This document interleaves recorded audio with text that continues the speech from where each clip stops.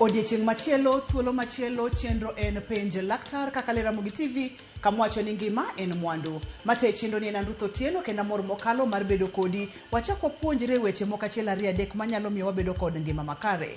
Wasebedo kwa wachoga pile pile ni kati bed kod piny ngima tiyoge kod ngima maber, mago te chal kanono. Emomiyo chenro mar penj laktar ka waramoga ni rit ngimani, obed ringruok, obed chuny, obed paro, aluora ni kaka idak mondo mi bed kod ngima maber abera chuth. Yena mondo mi arwak wendo wa kendo profesa wa e studio. Kani winjo radio Ramogi inyalo paro gima nanyisi, amor mokalo nosechopo. Aborwake obonyiso wa nyinge kata doko ni oken wenda ahinya, en wuod kanye kaeto ene modhi miyo watwa kwa makawuono.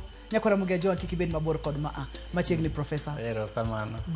An Professor Sur, an ajau Genya. Yes. Kawuono wadwa wuoyo e wach ma en very common. Jomokendore modak together. Nitie seche ma hera lal to kelo gadhawe ot seche moko. Emwadwa wuoyo kawuono nikech weche hera go seche moko gin weche mabiro gi tuoche. Ka hera lal, the first thing monego ng'ato pare ni to angima koso ok angima. Ang'e ni ng'eny ji ka nigi shida no to giparo no ok en gima tero ng'ato e osiptal. Yeah. Awinjo kikete mana korka weche mag Kenya koni, tiende ni duoko hera molala e Kenya. Ng'ato nyalo wacho ni ere kaka ma amulo ngima na mapile pile nikech wache chendo ni ngima en mwandu. Ere kaka weche hera nyalo mulo ngima ng'ato mapile pile? Yeah, ka hera ok timre ot to dhaw ng'eny. Ji gore seche te, ji ok nyal wuoyo gi kwe. Onge gima ginyalo pango. Aparo ni joluo wacho ni ing'e ka ng'ato gi jaode ok nyal timo hera to ne mama ringo ga dok korgi chon. Gidhi report ni okenda gi dhako adwa. Matiende ni kuom joluo en very important mondo weche mag hera go bedie. Be inyalo winjo ka ng'ato wacho ni nitie gik mimiya gite anyalo yudo except one thing. Matiende ni apart from weche mag health, socially, weche madhi gi nenruok mar del no, and socially very important. To kata mana e weche mag law. E weche mag law waluongo nang'o gi dholuo. Okil Kamaloka biro nyiso atiend law gi dholuo kaka iluongo. But in law, weche mag chike, daktari. Chike mag piny. Marriage ok nyal bede ka onge gima waluongo ni consummation of that marriage. Ka weche mag hera ok nyal timore. Kendo kidhi e court miwacho ni otamore, to court wacho ni bas were uru. Omiyo en important socially, en important legally, but health-wise be en very important. Nikech ka hera ok nyal timore, tiyudo ni stress ng'eny e ot, ng'ato ok nyal bedo gi kwe. Stress kelo tuoche mang'eny e del, including pressure. Ng'ato nindo tamo because weche go ok nyal timore. So en very, very important mondo health-wise weche go timre. Nyakwara Ramogi jong mano en Profesa Osur. Iwinjo twak mwabedo godo odiechieng' ma kawuono duoko hera moselal. Olere malong'o maler mokalo ni en hera mane, en bede achiel kaka jogo ma nitiere Kenya. Ni kapono ni mok timre yo makare, ang'o gini manyalo timore? Paro nyalo bedo mang'eny, dang'ni mag paro, tuoche mopogore opogore kaka stress nyalo donje, to kopogore kod mano kata e anyuola, kata mane oganda, kata weche mag chike bende nitiere rochruok moro madhi bede mama miyo ngima ok bed makare. Ang'o mo ineno ni mondo mi wabed kod twagno, Profesa? Nikech nitie ji mang'eny kabisa man gi shida ni. Ka watimo average, ka wakwano jok man gi shida ma odhi e yorego, e population wayudo ni gimoro 30%, adek kuom 10, iyudo ni ng'ato nigi shida go. To nikech gineno ni en wich kuot, wacho gima chandogi, giling kode, to gisafa. Ema kelo dhaw mang'eny e ot be. Aparo recently waseneno weche mag femicide. Joma negore. Joma herore to kendo ginegore. Iwaro nang'o madhi mbele. Kirango maber, femicide go ng'eny gitimore e bedroom. gitimore e bedroom nikech either jok satisfy themselves, ok gisatisfy themselves, ng'ato ok tim ni wadgi kaka dwaro, or seche moko ng'ato suspect wadgi ni nitie gi someone else. So okelo dhaw, okelo asira, okelo anger, to it can end anyhow. So and very very important mondo wawuo wechego wane ane ni to solution mane ma wanyalo yudo. In case ni iyudori ni in a marriage, a relationship, to weche madhi gi bedroom go tamore. What do you do? Moro kapok wang'iyo gimomiyo wechegi nyalo tamore, kapok wadonje ranyisi makineno to inyalo chichi nyaka bedie ni hero sechako lal ka. Kaka ne wan chon cha oke kaka wan sani. Ang'o mathoro kelo weche ainagi? Ni mulonwa gik moko ma kaka ngima ma pile pile, ni mulonwa kaka gik moko kaka stress mabiro ka otenore kod wechegi. Kata kamano ang'o momiyo hera nyalo lal? Wachagi kanyo prof kapok wadhi matut. Koro gi dho medical twaluongo ni loss of sex desire. Lal mar desire, gombo. Yes. Gombo nyalo lal nikech many things. Mokwongo, ng'enyne ka ji ok odak maber. Igombo mana ng'ama ihero. Igombo mana ng'ama in go gi peace. Ka onge peace, gombo lal. But secondly, lifestyle. Lifestyle gik moko ka kong'o ma ng'ato tiyogo, ng'ato nige enough sleep or not, kama ng'ato tiye en gi peace or not, stresses mabiro gi lifestyle go. Kichiewo okinyi, are you okay, in gi peace or not? The first thing madhi ka in gi stress is that desire. Third thing en weche mag medical. Nitie tuoche mang'eny kabisa ma ka in go to desire lal. Gombo lal. Ang'e ni ji ong'eyo weche mag hormone. For example, ni hormone ni ok ni kare. Kuom joma chuo commonly, hormone miluongo ni testosterone ka nitie piny. Gimoro mwaluongo ni prolactin. Kuom wamama, hormones go be ng'eny. So iyudo ni ka hormones go ok ni kare, to desire lal. Ae nitie tuoche moko tek mana ni in gi rem, any kind of pain nyalo miyo desire lal. So en a very compound problem, en gi many causes. Wawachoga ni ka desire lal, the first thing is full assessment. Social, psychological, relationship, ka ji ok owinjore kaka gi relate, ka gi dhaw seche te, or even medical. So watimo full assessment mondo wang'e ni what is the cause. To emagi duto tede gibed weche mag stress ma pile pile ma oganda thoro bedo godo kate keny nyalo miyo gombo lala, kaito ka gombo se lal to dwaro cha dhi bedo maonge nikech stress to oganda nitiere godo prof pile odiochieng. Yeah, but nitie ma manageable, to nitie moko makoro ok manageable. Onyalo bedo stress mar pesa. Ng'e ni kaka January sani pesa is a big problem. School fees akiang'o, gope ng'eny. Iyudo ni that stress miyo peace of mind dhi. Another very common stress en nyocha ne kotim gima waluongo ni demographic and health survey. Aparo ne en headline mag newspapers moko. Ni ji mang'eny nigi mpango wa kando. So ka mpango wa kando sebede, koro your regular relationship chako bedo gi dhaw mang'eny makelo stress be. Koro joma noherore chako ineno ka koro gibedo enemies. So all that kelo stress, psychological torture, to mago ema miyo ng'ato koro ok nyal bedo gi that desire to have sex. Wadonje ne e ranyisi makineno ko wawere kod tuoche nikech samoro tuo nyalo donjo ng'ato ok ong'eyo ni samoro tuo moro nitiere dende, samoro ng'ato nitiere gi stress ok one ni nitiere kod stress. Ranyisi magi makineno kuom partner ni kata kuom jaodi kata kuom jagono ma idago di nyalo chechi ni ai hera ni nenore ni dok piny kata kapok ochopo kama koro intimacy kata bede achiel koro rumo chuth nikech nitiere kama ochako godo prof koso chaka dichiel ni oruma kamano. Ochakore ga mos. Ng'enyne ing'eni joma osedak together form ga pattern. Nitie pattern magi form. Iyudo ni there is a way life goes. To couple ka couple is different. So jomoko they become sexual every 2-3 days a week. Jomoko once a week. Gin gi pattern gi.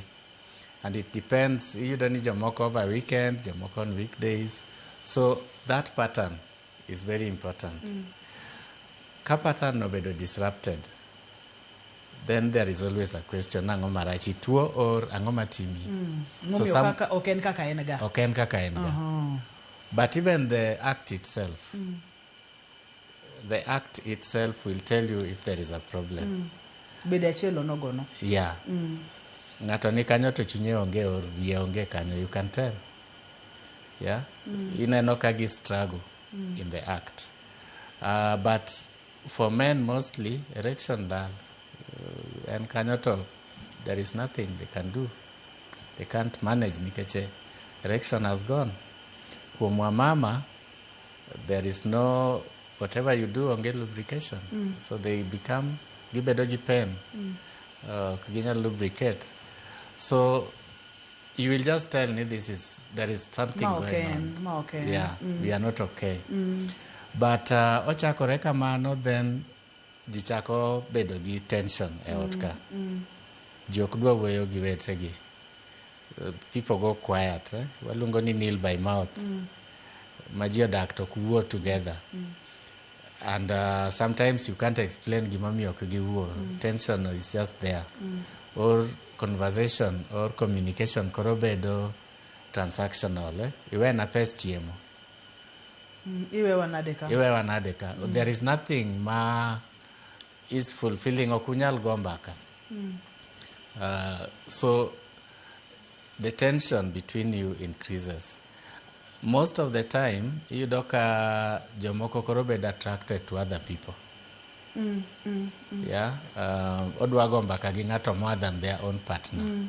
And they find it easier gombaka gi someone else than partner ne modak go. Matiende ni eno siep ng'ato no, not the partner modak go. Yeah. Ma inyalo fwenye kotendre kod patterns, kata pattern ma untiere ga godo kaka eot ka ubedo ga yachiel, ma e yore mage kata e ndalo mage kineno ka lokruok nitiere kanyo tinyalo chako chich ni nyaka bini nitiere gimoro samoro bende untiere achiel no tineno ka oken kaka yande entiere ga jomoko tiere mana kanyo mano chandruok osebedo kanyo to ponono ni ng'ato dwani mondo mi ofwenye chon nikech nitiere ga moko ma ji igno ma kosedhi ahinya kakoro reru kakoro gach train oseweyo reru chon kor kifwenyo gin ga mage ma oganda thoro igno. So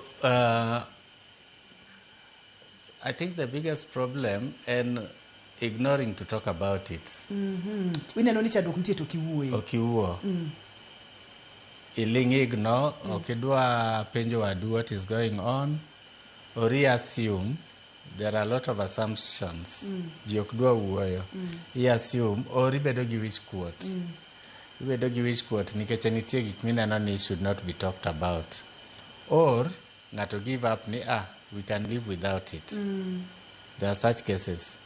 If anything, you can live without it. And what I want to say, there is no age limit. Weche mag intimacy gi. Weche mag bede achiel. Yes, onge age makanga to chope to koro. Wache ni tinda duong. Tinda duong, wawere go. You know, so those kind of things. Kiseneno kama gotimore ni, weche go bene waweyo. It means there is something going on. Those assumptions. So, important thing, and if you notice a problem, talk about it immediately. Find out gimadhi mbele.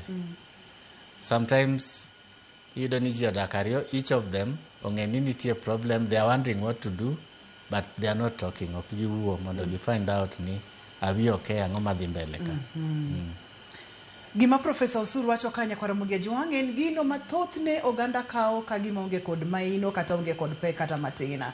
Ji ok bede achiel, ji ok wuo, ung'eyo ni chandruok nitiere to kuwuoye, samoro nitiere stress kata achiedh nade mag adak, ma pile pile manitiere, ma bende nyalo miyo matimore to kuwuoye. Kapo uponono tupo ka gini nosekethore mosewuore maka kidwa choke onge. Nyakwa Ramogi Wange. Mane momi wantiere kod twagni odiechieng' ma kawuono. Ere kaka ibro duoke? Kik dhi mabor kik isudi. To seche mwaka uyoyono orno ote machuok. Namba mar SMS en 236 000.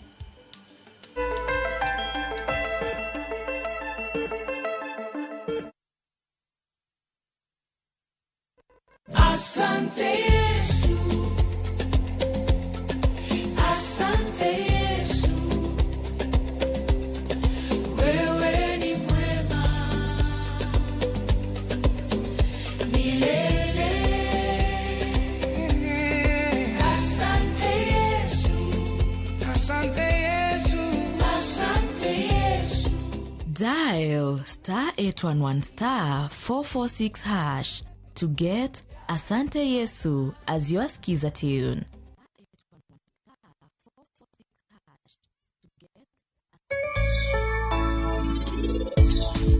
Nafwenyo ni ka en kama otuo. Ere yo monyalo pidho gimoro maber mok wadwa pi mang'eny to space ben wan go matin. Ritane uru un pok uchiem. Ok wanyal chamo chiemoni.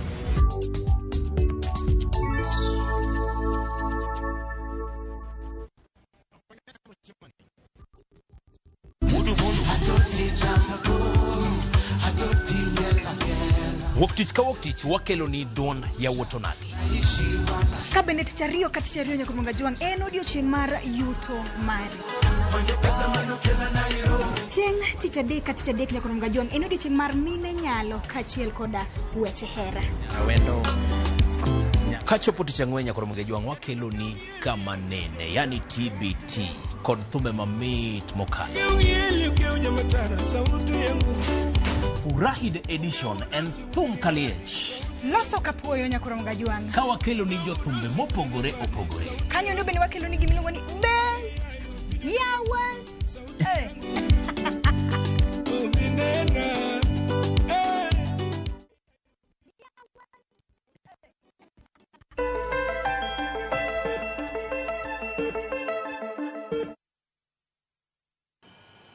Machiegni kendo penj laktar kokalo Ramogi TV ngima en mwandu. Hera olal, hera orumo, kaka yandu gombaka okugombaka, kaka yandu bede achiel okubede achiel. Profesa wacho kacha ni gimoro ni tinde wadongo ni mano gimoko nego bede kata matina. Onge gimoro ni higni kata kapo nono ni ji oherore to hera ni onego beni dhia nyime nyaka chieng' moro Nyasaye kawo ng'ata achiel. Koso kamano profesa. Donge kaka giwacho ga e kanisa yawa. Till death do we part. Koro kendo ere gimomiyo ji dwa part because we are now old. Of course, ang'e ni nitie weche mag menopause. Menopause ko biro, things change. Menopause iluongo gi dholuo nang'o wuok e ria. Yes, wuok e ria. Sama ng'ato wuok e ria inyalo yudo ni desire no dhi. Gombo mar bedo gi ng'ama dichuo nyalo dok chien. Ok norumo, odok chien. Kendo inyalo yudo ni koro pachi ok ni kanya ahinya. But it is for a short time kendo bang'e onyalo duogo. Matiende ni ka ji oherore, gibiro understand what is going on. And then they will pick up again. Kendo gibiro wuotho wuodhno kanyakla. Karachiel. Ok ni koro gidhi were. Ang'e ni chon ne ji wuok kata koro e bedroom, gidhi e bedrooms moko ma different and all that. But gima wang'eyo scientifically en ni that relationship continues. Nyalo bedo menopause no, nyalo bedo tuoche moko. It doesn't mean you abandon. Gima wawacho ga en ni with every season, kata mana pregnancy, kata mana sama ng'ato nigi ich, yudo ni relationship, kaka ji relate sexually change ga. Gima duong' en ni ibiro daktari onyisi what to do gi what not to do. Nikeche ngima nyaka dhi mbele kendo hera nyaka bedie kata ka ng'ato nigi ich, kata ka ng'ato nie menopause, kata ka ng'ama dichuo desire ne odok chien kidogo, nitie kaka i-manage gi.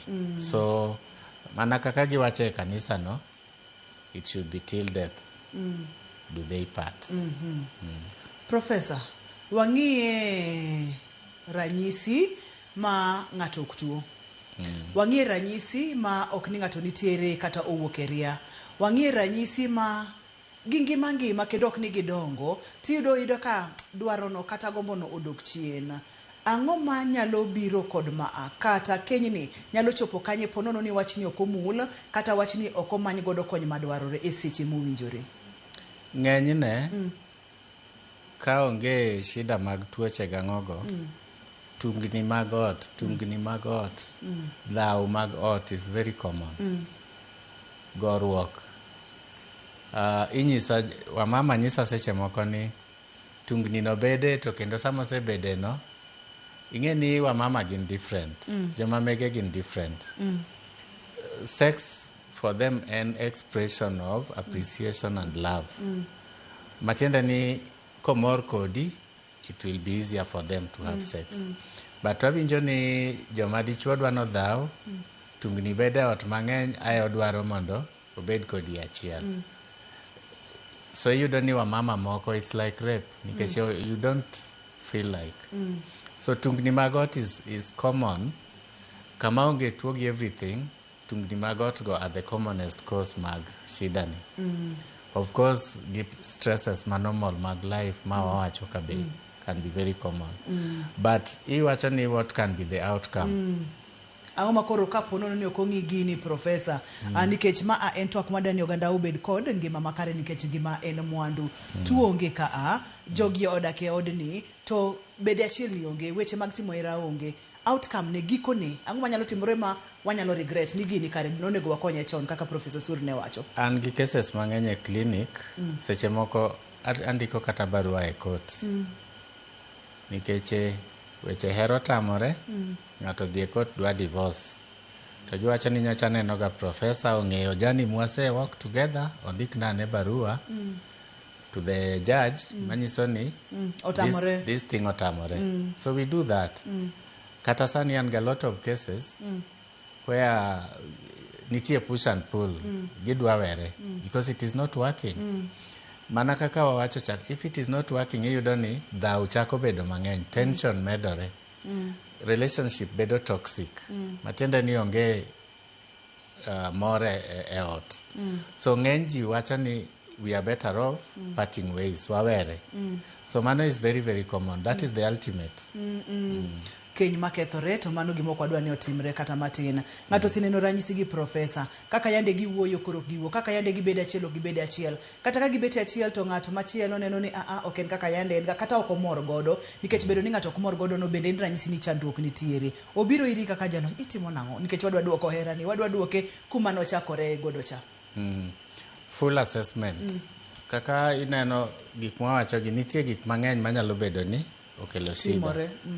Onyalo bedo ni ng'ato tuo, onyalo bedo ni ng'ato nigi stress neka tich or whatever, pesa, nyalo bedo ni relationship ni itself nigi shida ge. So a lot of things. So watimo full assessment of the couple, for the man, for the woman, and then for the couple. Gi kaka relationship dynamics batimore. Then why you do the cause. Once ni waseyudo the cause, we concentrate on that. Ka en tuo madwaro chieth gi yath or surgery, we give that. Ka en gima dwaro counseling kata therapy, we do that. Sometimes chuno ni ng'ato change lifestyle ne. Ing'e ni ji paro ni pesa is everything. Inyalo bedo gi pesa and you end up very unhappy. Asebedo gi cases ma the kind of work ma ng'ato timo makes it impossible mondo gi relate as a family. Kelo dhawe ot. So they just decide we leave the work, we will look for other means of survival to wabed gi family. So you can decide depending on what you think is important for you. Nikeche En family kusen pesa. And pesa, yeah. So sometimes it means changing lifestyle. Gik moko ka kongo ma wawacho ka. Ka kongo is the problem. Lifestyle kongo osiepe. Seche moko ji biro ira to wacho ni ngani nigo osiepe maricho. Then you decide if that is the feeling a family ni osiepe ni gin maricho, you decide. Is it partner ni or osiepe? Which one do you value? If you value osiepe, then leave your partner. You can part ways. Yeah. So we need to understand ni angoma kelo shida, then we sort it. Yeah. Prof, okang'eyo kinyalo yiena mondo miakawie ote moko antiere godo SMS kaka wamedo sudo kod twakwa makawuono nyakwara Mugia Jwang'a bedo e achiel kata weche mag timo hera e family mondo family ni obed healthy. Daktari Profesa onyisowa ni en gima ber kendo en gima ochuno. To kapono ni onge gima mondo ubed e achiel, temuru mondo ubed e achiel mondo mi relationship ku obed maber kaka nyalore. Prof, antiere kod penjo buora wabokawo gi kaka wamedo sudo. Wacho kacha ni ka ng'ato onyisi ni ok en gi feelings for you anymore, how do you respond to that when he changes and he wants osiko change kamano? Owacho kacha ni ng'ani sik nyise kama to en ng'at moseda godo mantiere godo gi nyithindo, otim nang'o to senyise ni onge gi gombo. Seche moko nyalo bedo ng'ama mama, seche moko ng'ama dichuo. Nitie cases mayudo wamama ohero wach ni I've lost the vibe. Vibe imeenda, sina vibe na huyu mtu anymore. Or ng'ama dichuo mostly erection emalal. Whatever they do, they can't get erection. Mana that full assessment mawawacho what is going on commonly and because relationship now is having a problem. And mostly weche mag infidelity mangato paro ni so they lose interest. But full assessment is important. Prof, kaka koro kum ranyisi mama moro na oteni jaudeso bedo ka nyise kaka onge kod feelings kanyalo tiyo kod dhok mi itiyo godo cha to gin sori karungu, full assessment ni dhi timne kanye? Debede ni ang' no dhi e kanisa mondo biwo gi pastor ang'o manja hocho mar bura mar joma mine koso nikech ng'eni ma en gima chamo ng'ama miyo kendo chame kowuokie to hinye. Shida chiel ma wan go nikech jomobedo trend in this area are very few. So iyudo ni ng'ato dhi ir osiepne gigo mbaka timiye advice. Sometimes advice mimiye is wrong. It can be anything. Nitie relationship counselors. Nitie joma timo sex therapy. Nitie doctors kan motimo sexual medicine. Ok wang'eny but we are there. If you look around idhi yudo. Pastors, I do a lot of work with pastors. They refer to me. Nikeche give me spiritual counseling. But kochope weche makoro body wise, the health, they refer to a doctor. So you can still start with a pastor, but pastor my eyes open will know how far to go and when to refer to the doctor. Kaito be momi wantiere kod chenro mar penj laktar mondo mi kapo nono ni oking'eyo kama inyalo yude kony tinyalo yudo kony mapiyo piyo kokalo chenro mar penj laktar. Prof, antiere kod penjo machielo ka awacho kacha ni to odhawo ma oyanyi gi jokoru te tuo onge to ka ochopo otieno entiere kod stress kaka ng'ama miyo then sama odwari to ogolo koko nyaka e mbele nyithindo manyiri madongo ot bende tin ma wich kuot mang'ani miyo mama ni machal nade? Prof, I hope ni okotim kamano kosemer. Ing'e ni kimer tikia gimitimo. But kuom joma mon mana kaka wawacho cha gima waluongo ni foreplay starts very early. It's foreplay about ni nang'o Prof? Kinyalo kete dhok mayot. Preparation. Ikruok ni kawuono gotieno or whatever time we will be sexual. Ochakore chon malich. And for a woman and very important. Nikeche it is building up. It is building up to that time. So sex for a woman okay na gima in 1 minute you change your mind and you want to switch. No. Okay kamano. For a man it may be easy, but for a woman you build up. Koroka ise anya during the day. You've created tension. Onge kama kendo odhibede gi feeling for you for that day. Mano sekethore. Maybe kinyuchaka fresh. Ichak build up that relationship. I don't know which word we use in Dholuo. Maybe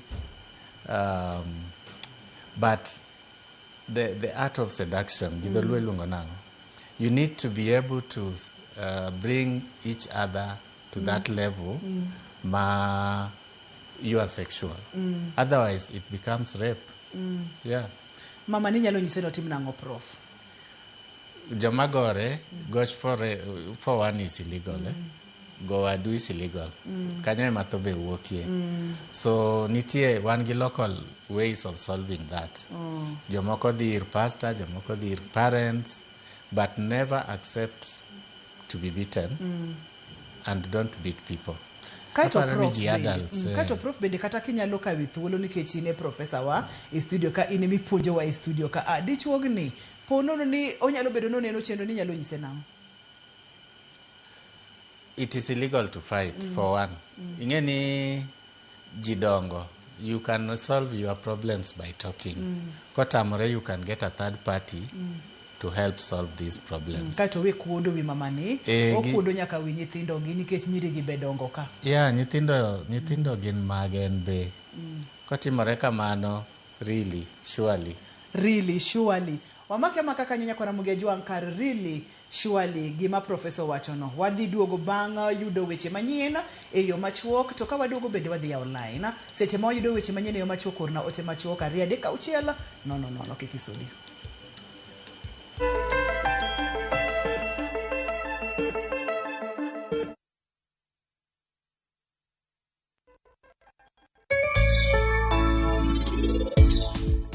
Nyako ma jaber cha en ng'a? Aparo ni Nyasaye winja lam mara. En oro na nyako ma jaber ka. Ne kaka en jaber. Biya jaherana.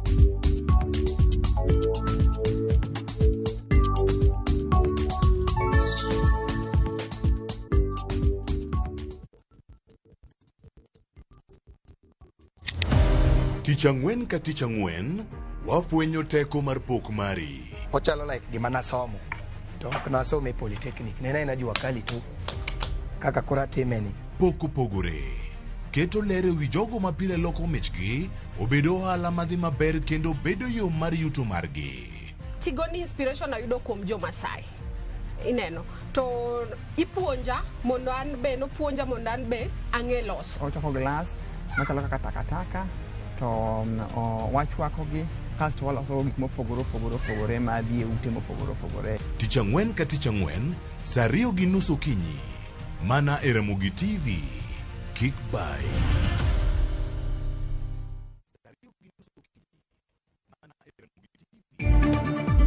A full delimitation generally requires about 2 years. Experts will tell you, and we have our professor Francis Adol here. Duol mar IBC oyango ni thuolo mantiere sani nok mok ginyal goro kiewo manyien ka buche manie doho bende medo rocho ikruok ne yiero maduong'. Bura wi nek mar rawera Albert Ojwang mane onegi e tesind obila koro yangi ni chakore tarik 7 dwe mar adek higani. Akingli bimbe chandowa kabisa, chandowa okwa pur tasebedo ka onge gimora mora mar nyalo yude season mar opon gi chiri. Dido karabolo nyaka manumu maembe oyukte itume yath. Jodak ma Kingli omako bimbe masandogi kendo chwaro ne jorit lee mag bunge KWS.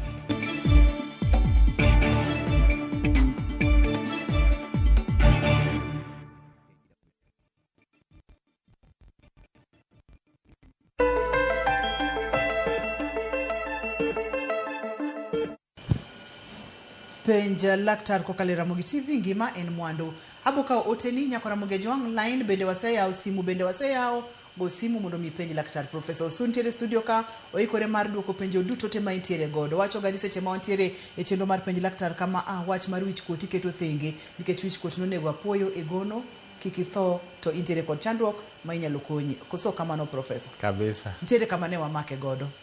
Yes. Wawacho wach mar ng'ama niot matin to dhaw gi mama to mbele nyithindo to dwa timo gik moko mbele nyithindo ema wawacho ni really it's not right. Yeah, respect is two way. Kitimori kamane mbele nyithindi they will not also respect you. Yeah, and you are embarrassing yourself, you embarrass jaodi, so it is not right. Yeah. Okay, ngima kare. Antiere kod ote machuok ka simu bende waseyao nyako Ramogi Ajwang, namba nitiere screen mari go simu mondo mi ipenji Professor Usura. Prof antiere kod penjo ka anika dhako tami ratichi pile mano nyalo bedo ni nyisango. Dhako tami ratichi otami haki yako. Oh, you are right. Yes. Pile. To kemwa wacho ni. Owacho ni mano nyalo bedo ni nyiso ni there is a problem. And the problem could be relationship, no? It could even be the person ma ok mira tiche no. Or it could be maybe hormones ma wawacho ka. So mano is a candidate for full assessment ma wawacho cha. What is the problem? Problem is linkode. Chako dhau because of it. Tiwakia nang'o momiyo. Or assuming ni things will be fine. So best thing, seek help. Penjo machielo iluonge ni Chris openjo ni chiege pache onge e weche mag bede achiel kata weche mag timo hera, kata kamano gidak gi kwe e ot kendo koto neno kaka gimoro mokalo to kochopo korka weche mag timo hera to pache onge kata matin. Nitie gimoro achiel ma poka wawacho. Nitie joma kadongo to bed assaulted. Sexual assault. Otimnegi timbe mag anjao. Lakini joluo luongo wacho ni obambgi. Those things remain in your mind. Gin gik ma okuoge wich unless otimni therapy. Nitie some very good people, very good wives. To pachgi onge sex totally. To kirango kidok chien mos kipenjo tiyudo ni they were abused sexually. And after that, pache onge gino kabisa. So, manobe is something we need to find out. From the beginning, kain gi partner ni, maonge gi interest forever. We need to find out why. Of course, nitie other things. Nitie some rare things like inyalo yudo ni ng'ato is attracted to maybe not opposite sex, gik moko kamago be timore. And kagin tie, we need to talk about them. Ma onyalo, to kagin gi kwe to bendo onyalo weya gidaga gi kwe donge? But the fact no raise means no enonge kwe. One person nyalo bedo gi kwe but the other not. Nikech owuoye. Manyiso ni ok en go gi kwe wachno. Penjo machielo wacho kacha prof, penjo na laktar ni ere the fastest way mar solving family issues kasto kon laktar we kod joma chuo kuom weche mag infidelity ni kaponono ni ng'ama dichuo nitiere kod ng'at machielo oko weche gi heart ga joma mine sana aeto wito weche mag gombo kata dwaro bede achiel. Mano is very true. The fastest way to solve a problem is to talk about it. In gi shida gi partner ni, jaodi, chiegi, talk about it. And the best thing is to be a good listener, kiwuoyo kodi. Ingeni nitie jomodak but they can never talk. Kagin gi shida, they would rather thou or keep quiet. So that is the best and fastest way to solve a problem. Ingeni kiwuoyo about it, you get a solution. Now, infidelity is very common. Very common. Both men and women. Again, iji wachoga ni chwe ma whatever. The difference in manani women know how to hide. Men don't. So men are caught much more easily. And very common. It is a problem we have to deal with.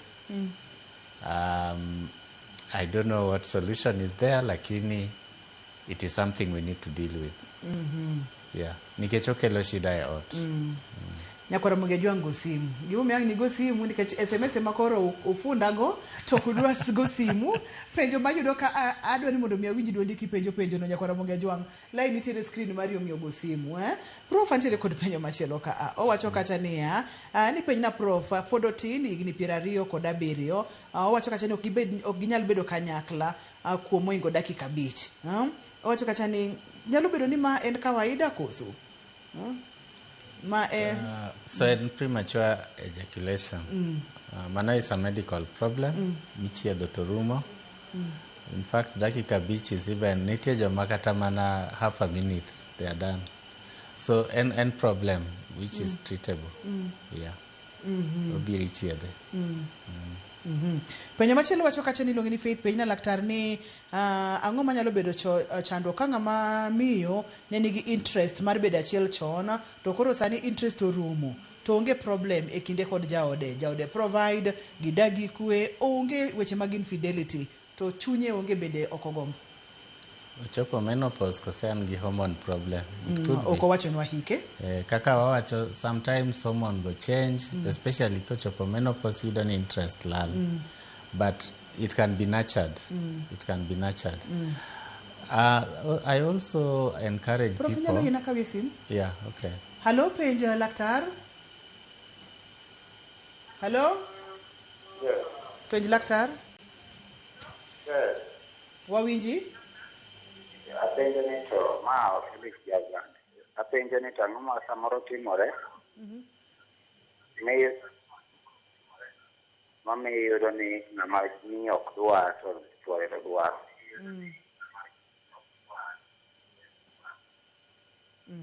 Ma en chandruok mantiere godo e ot? Erokamano ahinya. Mama ni nitiere kod weche mag hormonal imbalance koso ok odwar adwara ni ok odwar. Mama miyo ni jegni adi?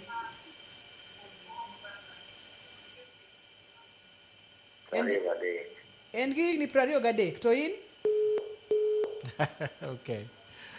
Aneno kichako bedo daktari maber koro. Nikech it is not that easy. Ka ng'ato nyisa ni ng'ato dwaro to ng'ato ok dwa, it's not that easy to give a solution. Nikech there are a lot of things manyaka wa consider. Nitie jomodak to koherore kata. Nochuni gi mari ng'atni. Kata koro donje kenyo neno ni sa oromo. Maybe ne nitie accidental pregnancy to nyisi ni koro the only solution dag kode. Ok ihere, but you're staying with him.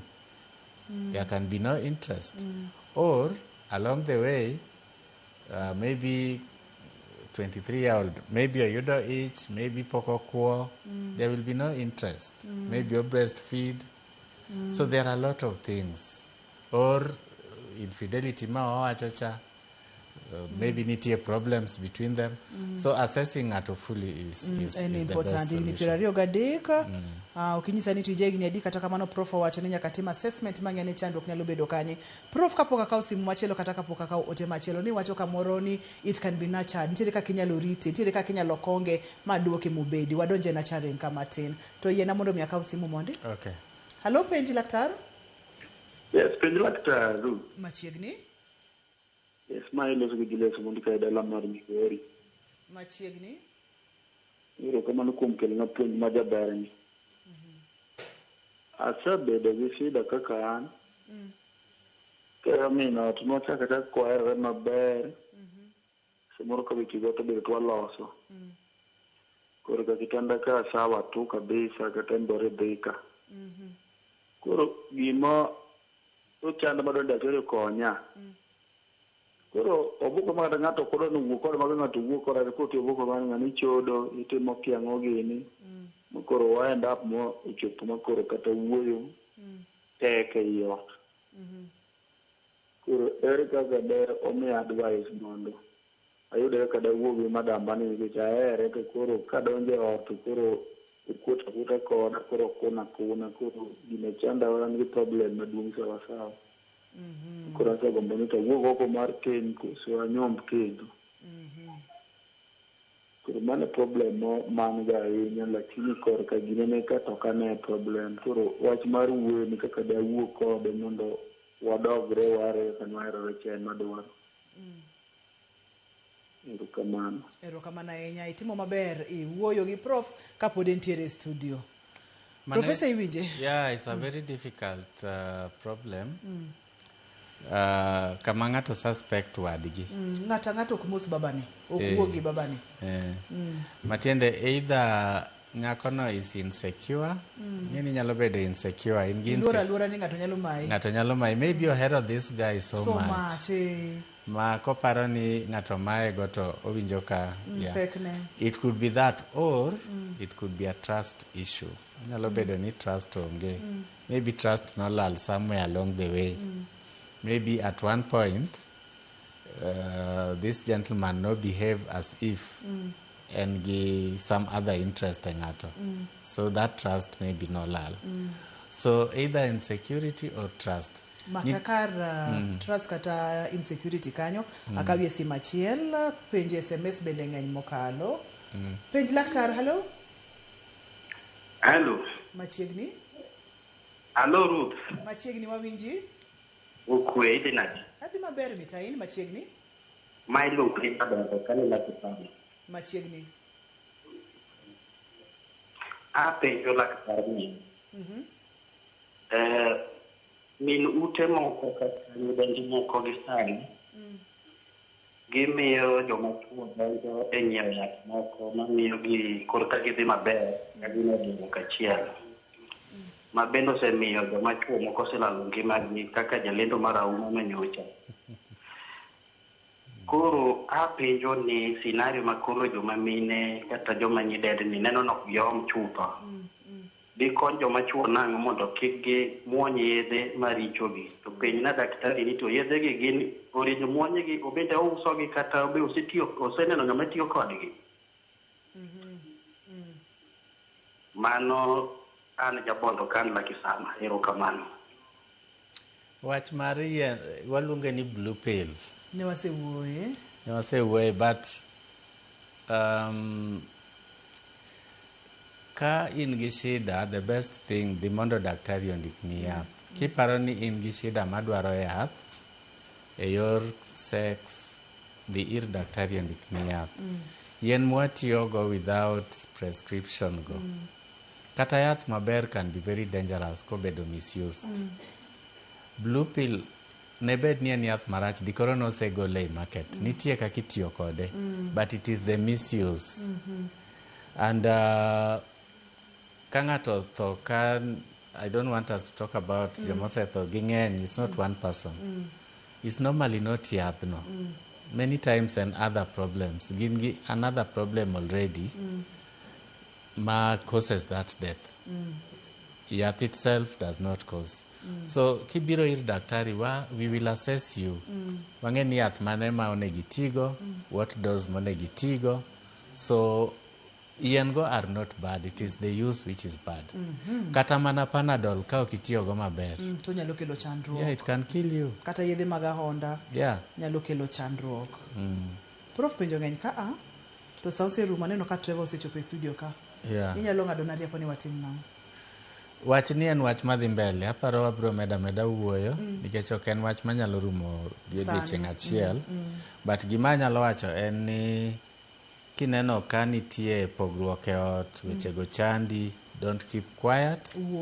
Wuo. Many kony. Nitie joma mano e tijgi. Chakore gi kata mana e kanisa kanyo, but health professionals be nitie. So don't suffer alone. Prof, ponono ni ng'ato dwa tudore kodi, ing'adne rieko, inyise kaka onyalo timo achiel ariyo adek, inyalo yudi kanye kod namba mar simu kwa nyalo yudo, wanyalo duoko erokamano mathoth. Nitie clinic Nairobi ka, gigo agoya simu to gibook appointment.